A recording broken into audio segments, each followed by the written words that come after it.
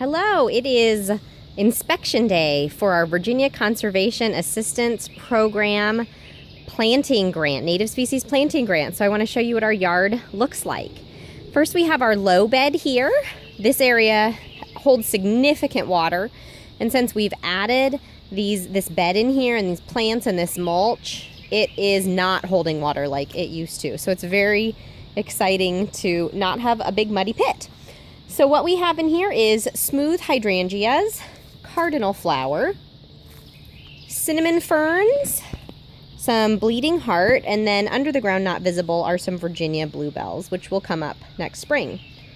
During the project, not included in the grant, but just something we came across and decided to do, was to add a walkway here to also help with the muddiness issue. So over here we get near our porch. We have this mixed media walkway that goes around this bed here. In this bed we have some hechura, I think is how you say it. I've read it, I'm not really sure how to say it. This is not a native variety, but we decided to put it in with our own money. You also see a dwarf hydrangea that is not native but was existing here. So these little wispy looking things here are northern sea oats. We look forward to them growing up and then staying out in the fall to add some interest and cover food nesting material for birds. Along with, here is flowering bushes called sweet pepper bush. Not in bloom yet. Over here we have tick seed. We also have some Solomon seal. Most of them are little, but we have a more mature one in the back that was already in here, so it's had time to grow. We have some dogwoods over here. We've been working on propagating those for a couple of years. And in time, we'll work to spread those out and make this garden here a little bit bigger. So we'll continue around our mixed media walkway to our side. So we had a drainage issue here because of water coming over the porch. So first we decided to end up putting gravel down just to end it for being flooded. And we also have some art rocks made by my sister. And we have sensitive ferns on the ground there. They're sensitive because they will die at the first frost, unlike some other ferns that are more enduring. This is a non-native. This is a Japanese snowball viburnum.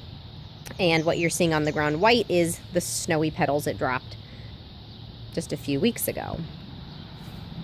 Over in this section, this is our carex bed. So carex is similar to a grass, but it's a sedge. And you'll see there's like 160 something of these little baby patches here of grassy looking things that will hopefully grow up and turn this into a lovely bed of that. We also have redbud here. We have more sweet pepper bush. And in the very back we have Christmas ferns, which are called Christmas ferns because they stay green well into the winter, including at Christmas time. Start to get into some flowers over here. Whitewood aster. And up from there we get into more tick seed. And then here we have sweet pepper bush. So if you look, I'm sorry, these ones here are sweet spire. So if you look here, you can see all of the spires coming into bloom. Those will all be flowers covering these bushes all around. We have ostrich ferns here. And then we get into more flowers. These are columbines, have not bloomed yet. And in the back here is woodland phlox, which is a lovely little purple flower that has come and gone already this season. We get into our fire circle here. And we had some felled logs on the property, and so we decided to use them and make some ways to interact with the space. Here's our mini wildflower meadow, as we like to call it. It has columbine in it and phlox. We have golden ragwort that's come and gone. It's a yellow flower. This is a little volunteer, we think Virginia pine, that's come up over the years. Some more Solomon seal. So let me take you past our fire circle here, which doesn't have fire capacity yet, but we'd love to get a fire bowl sometime soon to put in there. We have our elderberries there, as well as pawpaw trees. And then a nice large fern bed with Goldie's ferns and lady ferns in it. And then hostas, which are not native, but were already here. So we made pathways through our yard. The kids really love these little pathways for running, hiding, riding their bikes. They were nervous about losing some of their free play space, but now they really like these little garden sections and that they can interact with them, go around them, have different storylines that go with them. This trellisy thing here, we'd like to get some passion flower to have grow up that and make it a bit of an archway look. Over here we have more cinnamon ferns as well as smooth hydrangea. So smooth hydrangea, hydrangeas, there's lots of them around here, but I believe smooth is the only one that's native to Virginia. You can see the little buds are forming, so we'll have flowers sometime soon. The cinnamon ferns are called cinnamon ferns because they grow a spire up the middle that looks like a stick of cinnamon coming up. And they also, I think, get a cinnamon color to them in the fall. So I look forward to seeing what that looks like. We have more ostrich ferns here. This will be nice and jungle-like when it fills in more. The mature plants are ones we've put in other years from other people's yards, and then the little ones are new. We have red buds back here, as well as a volunteer holly that we dug up and are trying to get it to grow bigger before we plant it in the ground.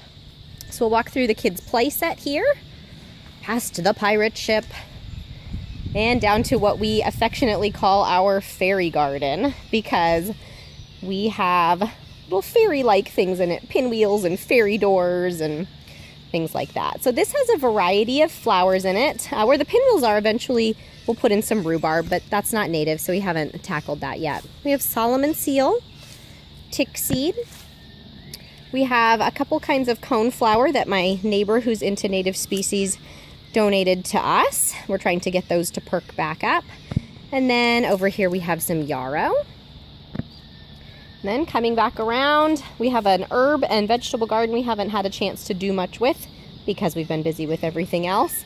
And same goes with our blueberry bed that's looking kind of rough because we've been giving the rest of the yard so much love and attention. So there it is. There's the project. We're so grateful for all of the people who helped us. We had over 30 people helping us, and we're just thrilled with how beautiful it looks. We've noticed an increase in birds around. We've noticed an increase in how our yard is draining, and we also even had a bird set up a nest during our project that my kids are keeping a close eye on to see when those babies hatch. So it's been wonderful to see what Virginia native species can do.